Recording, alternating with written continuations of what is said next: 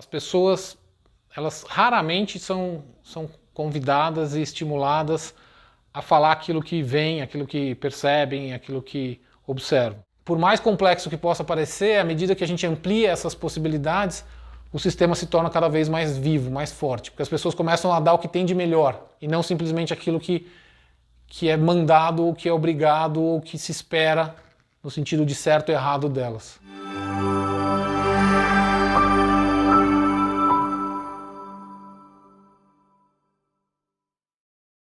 Olá, meu nome é Marcos Pittini e esse vídeo ele é quase uma continuidade do vídeo anterior, onde a gente falou um pouquinho sobre uma reflexão de que a cultura ela é um convite e por ser um convite ela tem uma contrapartida. E aqui a ideia é refletir um pouquinho sobre a dificuldade muitas vezes que acaba acontecendo e sobre um lugar de autorresponsabilidade de cada um neste movimento.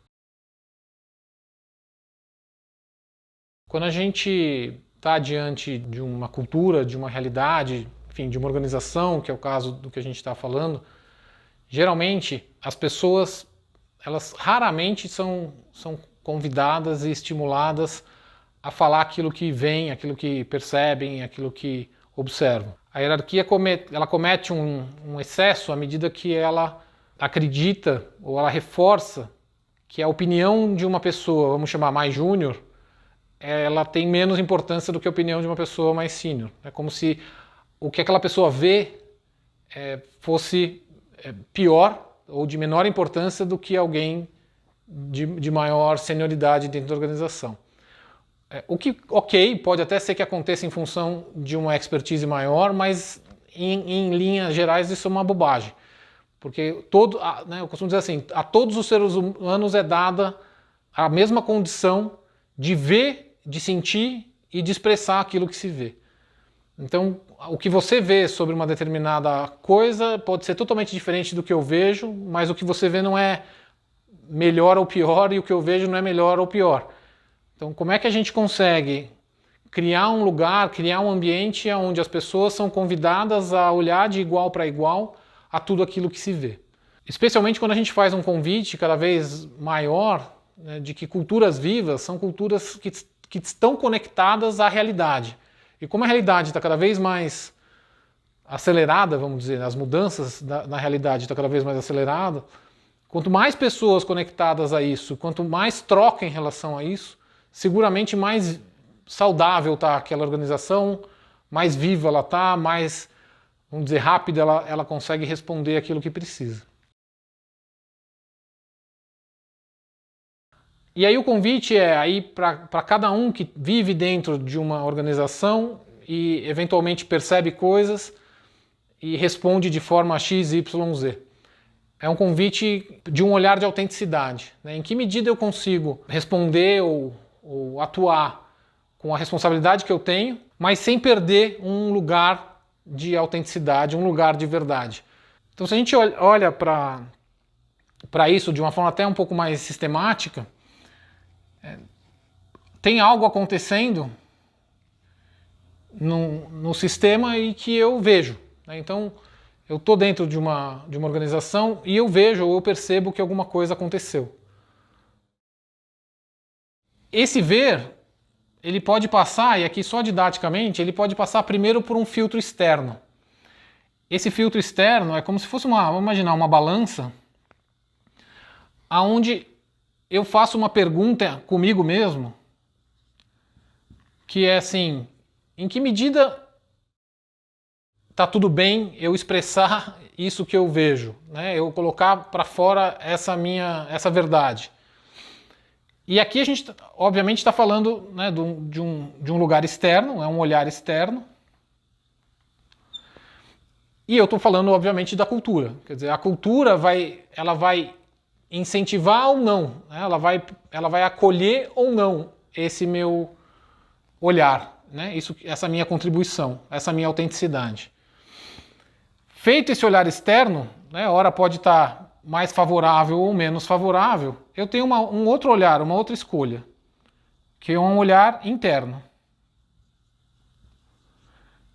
Esse olhar interno faz a pergunta: em que medida eu me sinto, eu vou chamar aqui, coagido, ou me sinto com medo, ou me sinto, de certa forma, leal a um sistema, a uma cultura, e que, dado esse medo, ou essa lealdade, ou o que quer que seja, eu simplesmente me adapto. Mas me adapto no sentido, eu vou chamar assim, num sentido não positivo, num sentido de fit, de eu ter que me encaixar. É até menos adaptar, mais encaixe. Né? Eu preciso me encaixar àquilo. Então, ao invés de eu perceber algo e revelar aquilo, eu simplesmente me adapto e tenho um comportamento que eu vou chamar de não fluxo, um comportamento que não é autêntico, é um comportamento que é esperado muitas vezes pela cultura e que isso me traz benefícios, porque de alguma forma, quando eu faço algo que reforça a cultura, eu sou aceito, né? Mas qual é a consequência dessa aceitação? Seja para o sistema como um todo, seja para o indivíduo. Porque aí eu fico com com aquela verdade não dita, eu fico com aquele olhar, com aquela percepção, com aquele sentimento não expresso, né? não colocado para fora. Ou em que medida eu consigo, ao perceber o ambiente, tendo visto algo, olho para dentro e falo, não, eu tenho eu não tenho uma preocupação em me adaptar, eu tenho uma preocupação em ser, eu tenho uma preocupação em fluxo, eu tenho uma preocupação em verdade. E aqui não significa, não é nenhum convite à anarquia, à rebeldia, não tem nenhuma falta de amor em relação a isso. Ao contrário, é um convite potencialmente muito amoroso, eu diria. Porque ele leva em consideração, primeiro, o que parece verdadeiro para mim, e segundo, que eu também revelo isso para o sistema. Então eu faço uma escolha que é uma escolha de pertencer, me pertencer, de autopertencimento, e não de pertencer só a um sistema, mesmo correndo um risco, que é justamente o contrário, de não pertencer, de não ser aceito eventualmente. O que a gente percebe em processos de mudança, em processos de transformação cultural, é que o campo da cultura, que a gente pode definir como essa percepção aqui do que pode, do que não pode, do que é certo, do que é errado, aparentemente, ele acaba sendo tão forte que as pessoas mal se olham, né, mal se questionam, mal se permitem fazer um caminho que é um caminho de expressar aquilo que vê, aquilo que acredita, aquilo que é para ela, e elas acabam então entrando num lugar de adaptação ou de encaixe. Esse medo de não pertencimento faz com que muitas pessoas escolham esse caminho. Então você imagina uma cultura onde você olha para o lado e está todo mundo fazendo essa escolha, né?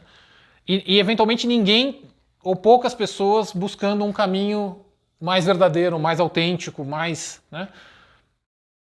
Então a força fica cada vez maior. Só que aí vem um convite de novo de autorresponsabilidade. Qual é a sua escolha? Né? Que escolha eu faço? Porque se eu continuo fazendo a escolha de fit, que cultura eu estou construindo? Né? Que lugar eu estou construindo para eu mesmo viver? E aqui, óbvio, estamos falando de organização, mas isso serve para a sociedade de maneira geral. E aqui, curiosamente, vem, né? O que você vai olhar que geralmente move as pessoas aqui é o medo. E em contrapartida, o que move as pessoas aqui é o que a gente vai chamar de coragem. E talvez a nossa sociedade ache que corajoso é aquela pessoa quase que bruta, né? Aquela pessoa que passa por cima e tal.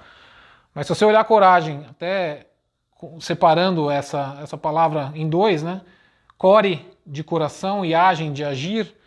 Então são pessoas que agem por uma verdade que é maior do que simplesmente aquilo que parece fazer sentido mental.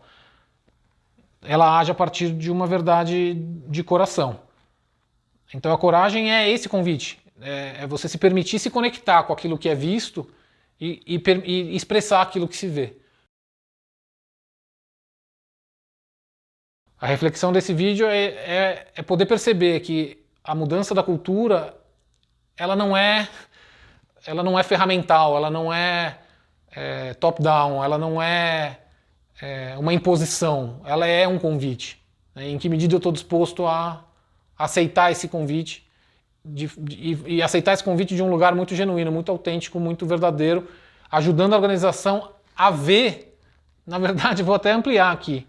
Aqui você não é visto. Aqui eu crio uma cultura onde você não é a sua verdade, a sua vontade, a sua necessidade, você não existe. Então, em que medida eu estou convidando as pessoas a criarem uma cultura que é viva e que olha para o todo, mas também olha para a parte. Eu também faço parte. A minha verdade também conta, o meu olhar também conta. E por mais complexo que possa parecer, à medida que a gente amplia essas possibilidades, o sistema se torna cada vez mais vivo, mais forte, porque as pessoas começam a dar o que tem de melhor, e não simplesmente aquilo que é mandado, ou que é obrigado, ou que se espera, no sentido de certo e errado delas. Aqui eu tenho potência, aqui eu tenho impotência, aqui eu tenho quase que ilimitado, aqui eu tenho limitação. O próprio sistema me dá limite, e eu começo a ficar dentro daquela gaiolinha que estão me colocando.